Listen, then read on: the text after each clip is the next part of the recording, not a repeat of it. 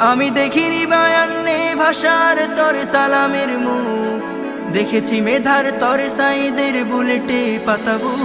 আমি দেখিনি বায়ান্নে ভাষার তরে সালামের মুখ, দেখেছি মেধার তরে সাইদের বুলেটে পাতাবো। এ যেন বাঁশের লাঠিতে জয়ী হওয়া শহীদ তিতুমির। দেখেছি আমি 24 সাইদের উচ্চশির, দেখেছি আমি 24 সাইদের উচ্চশির।